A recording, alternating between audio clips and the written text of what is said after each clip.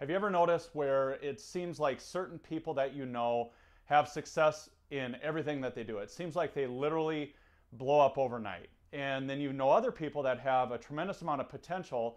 They're great people, but they never really seem to find success. They always kind of flounder around and just, again, never reach their goals. Now, I know you're going to be distracted. I know there's a ton of videos out here on Facebook that you could be watching, but give me 2 minutes because I'm going to explain one of the most important concepts that you may ever experience in life, and it's called the compound effect. And this applies literally to every area of life. Now, let me set this up for you here real quick. On this side over here, we've got the results, and then we've got a timeline down here on the bottom. And the results that the compound effect plays a part in is every area: faith, family, fitness, and finances. And that's kind of all encompassing. You know, your relationship with your spouse, with your kids, your personal health and fitness, your financial life, and then your spiritual life as well. And you know, these small insignificant steps, the compound effect is basically the theory that they compound over time and eventually bring you to where your goal is. Now, I want to explain this in a real world scenario. I got 3 guys here. I got Scott, Larry, and Brad. They all grew up together. They're guys, let's say they're in their early 30s, and they're all making an average, you know, $50,000 to $60,000 per year of income. They're married. They've all got kind of the same exact lifestyles. And but something interesting ends up happening. You know, first of all, with Larry, he just says, you know what, I'm totally fine with the status quo. You know, I like my life. I like where things are at, and I'm not going to really do anything to change it. So Larry kind of stays right there in the middle. And then you've got Scott up here. Now Scott comes to a realization where he says, you know what, things aren't really going the way that I would like them to go. And so, you know, he goes out and he finds, you know, just a few simple tips and steps that he can do to make some significant changes in his life. And some of these are like this. So he starts reading 10 pages of, you know, personal growth and development, things on spiritual life, you know, things to help strengthen his marriage and so forth. He also listens to 30 minutes of the same type of information every day. You know, 15 minutes on the way to work and 15 minutes on the way home. And then he comes across this article by, let's say it was by Dr. Oz, and Dr. Oz says, you know what, just cut out 125 calories per day.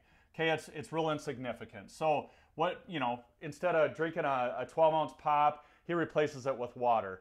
You know, maybe instead of going to Starbucks or whatever, you know, he cuts out the mayo when he goes to Subway and replaces it with mustard. I mean, just insignificant type things. And then the final thing he does is he starts walking an extra 1,000 to maybe 2,000 steps per day, not even a mile, okay? And so that's what he decides to do. Now, you've got Brad on the other hand, where Brad says, you know what, I want to go out and I'm going to buy a big screen TV, okay?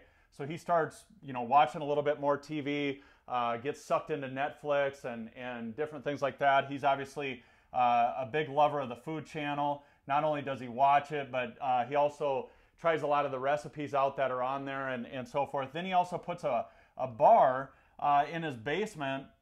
And, you know, he doesn't go overboard with this, nothing excessive, but he just adds 1 drink per week. Not a day, but 1 drink per week. That's all he does, because, you know what? Life's too short. He just wants to have fun, okay? And so here's the thing. You know, you look at this, and we're 3 months in now, and 6 months down the road of the reading 10 pages a day, cutting out 125 calories. On the other side, the big screen TV, adding 1 drink per day.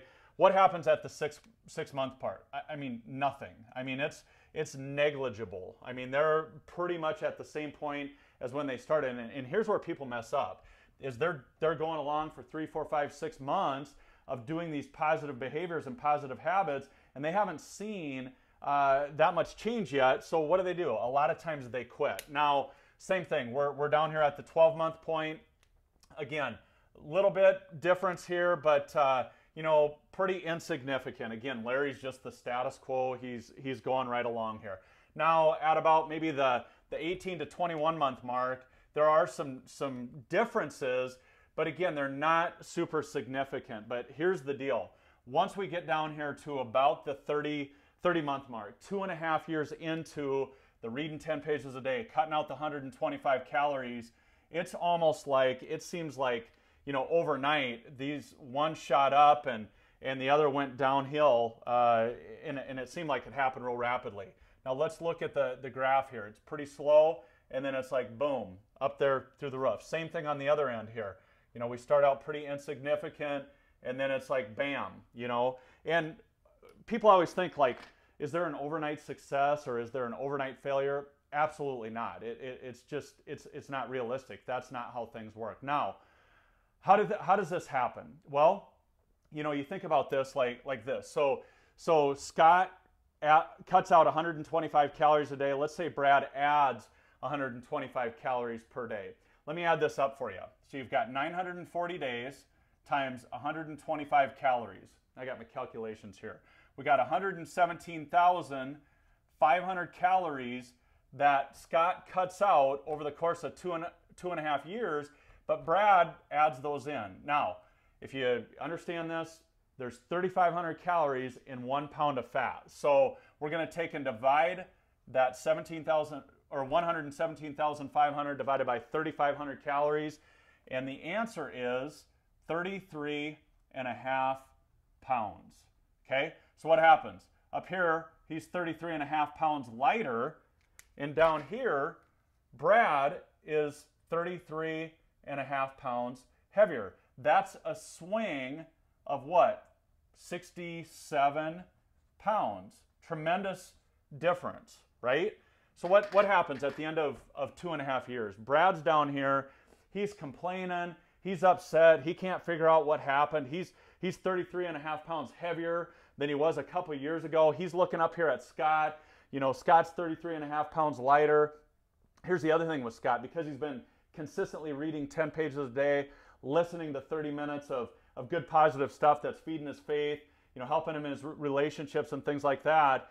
Scott got a raise at work. He got a promotion at work. His marriage is awesome. I mean, it's just, life is incredible. But again, this didn't just happen overnight. On the flip side, Brad, he's not only gained 33 and a half pounds and having some health issues and stuff, low energy, making bad choices, but his marriage is on the rocks as well. He hasn't gotten a promotion or a raise at work, and he's just frustrated, disgruntled, and again, he's kind of having a hard time figuring it out. And Larry, again, he's the status quo here.